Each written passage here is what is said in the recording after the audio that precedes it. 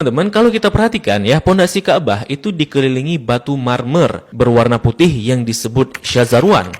Fungsinya untuk menahan pondasi Ka'bah agar tidak rubuh atau terkikis karena dahulu daerah area Ka'bah berpasir dan terkadang berbanjir. Maka dikhawatirkan hal itu akan merobohkan Ka'bah. Oleh karenanya dibuatkanlah syazarwan ini untuk menopang pondasinya oleh orang-orang Arab dahulu. Untuk era sekarang, syazarwan ini juga berfungsi untuk menghindari adanya jamaah yang terjepit di dinding Ka'bah ketika haji. Nah, di dekat pintu Ka'bah, masih di area Syazarwan, kita akan melihat sebuah tanda berupa 8 buah batu mewah. Ini disebut dengan area Mi'jan, merupakan lokasi di mana Nabi Ibrahim dan Nabi Ismail mengadon tanah liat untuk membangun Ka'bah. Begitu pula, ini merupakan lokasi favorit Rasulullah SAW serta tempat di mana Jibril mengajarkan salat kepada Nabi Muhammad SAW.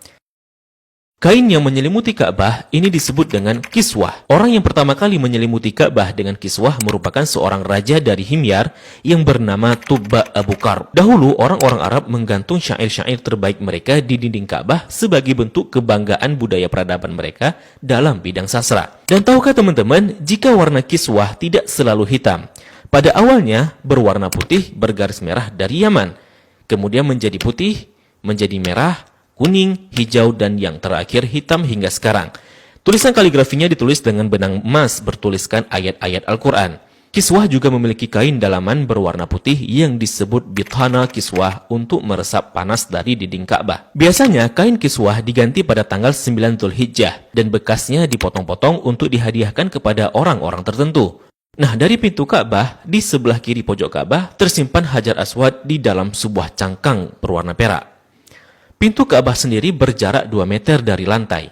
Pada awalnya teman-teman, pintunya sejajar dengan lantai.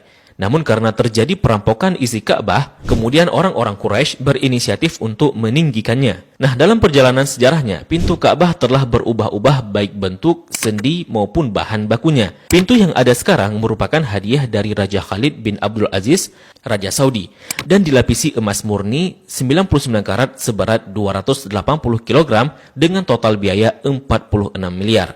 Dan itu dana dari tabungan Raja Khalid sendiri. Nah, pintu ini memiliki kunci dengan desain klasik dan secara turun-temurun sejak dahulu kala dipegang oleh keluarga keturunan Qusay bin Kilab bin Murrah. Dan pintu ini hanya dibuka 2 kali selama setahun, yakni pada awal bulan Sya'ban dan awal bulan Zulhijjah untuk dibersihkan. Dan untuk memasukinya diperlukan tangga portable. Dalam Ka'bah sendiri tidak memiliki lampu, sehingga ketika memasuki Ka'bah maka akan diterangi dengan penerangan dari luar.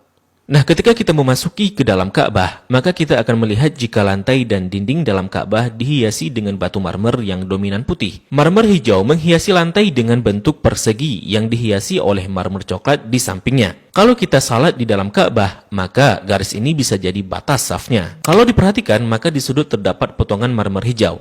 Ini sebagai tanda bahwa Rasulullah SAW melakukan salat di tempat ini saat memasuki Ka'bah. Begitu juga di bagian pojok dan dindingnya dihiasi 1, 2, 3 marmer hijau. Di bagian atas juga terlihat ada beberapa buah saluran udara yang didesain sedemikian rupa. Jika kita mengadah ke langit, maka kita akan melihat jika langit-langit Ka'bah dihiasi dengan kiswah berwarna hijau.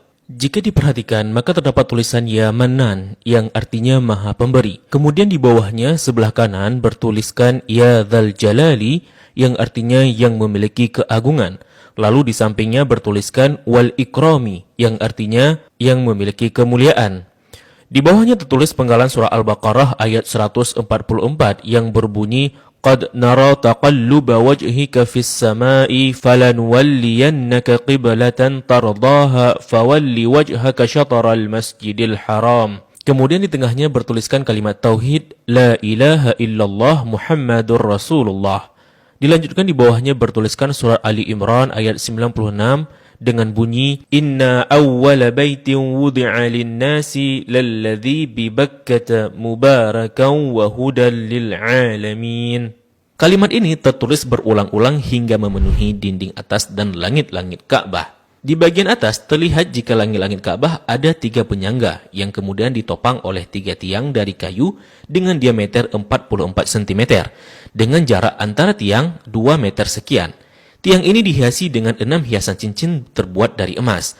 Bagian bawah pondasi tiang berbentuk kotak yang besarnya dapat diduduki oleh orang dewasa. Orang yang pertama kali memasang tiang di dalam Ka'bah adalah Abdullah bin Zubair saat pertama kali memugar Ka'bah selepas wafatnya Rasulullah Sallallahu Alaihi Wasallam. Di bagian atas tergantung harta karun berupa kendi-kendi atau lentera kuno yang terbuat dari emas dan perak, merupakan hadiah dari pemimpin-pemimpin negeri Muslim pada masa lalu.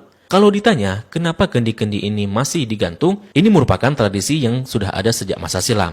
Nah, di bawahnya, tepatnya di antara tiang, terlihat sebuah meja heksagonal berwarna putih dengan atasannya dihiasi marmer hijau. Memiliki kabinet penyimpanan dengan 2 pintu dan 4 engsel. Memiliki 2 pegangan. Ini berfungsi untuk menyimpan bukhur dan minyak wangi seperti kasturi, ember, gaharu, dan sebagainya yang nantinya digunakan untuk mencuci dan membersihkan Ka'bah. Dan ini merupakan wadah untuk menaruh wangian. 2 sisi dinding Ka'bah terdapat 1, 2, 3, 4, 5, 6, 7, 8, 9, 10 buah plakat yang tertempel di dinding Ka'bah dengan warna yang berbeda dan terbuat dari batu alam. Salah satu yang mencolok adalah plakat yang tepat berada di depan area Rasulullah Salat. Plakat ini berisi kaligrafi dengan style kufik murabba yang tertulis La ilaha illallah Muhammadar Rasulullah. Selain itu juga ada plakat lain yang berisi maklumat mengenai renovasi Ka'bah oleh Raja Khalid bin Abdul Aziz. Sepertinya plakat lain juga berupa maklumat renovasi Ka'bah oleh pemimpin-pemimpin Muslim sebelumnya. Di sampingnya terdapat sebuah pintu yang disebut pintu At-Taubah yang sepenuhnya dihiasi dengan emas murni. Di belakang pintu ini ada sebuah tangga yang mengakses ke atas Ka'bah. Dari atas dapat dilihat jika ada pengait untuk mengikat kain kiswah dari atas. Dan bahkan kita bisa juga salat di atas Ka'bah. Jika Ka'bah tidak diselimuti kiswah, maka penampakannya akan seperti ini. Nah, kiswah Ka'bah akan diganti setahun sekali dan harganya mencapai 50 miliar dengan berat 650 kg. Kiswah juga berfungsi untuk menghindari dinding Ka'bah dari keretakan akibat panas matahari. Nah, inilah gambaran dari Ka'bah dan apa-apa saja yang ada di dalam Ka'bah.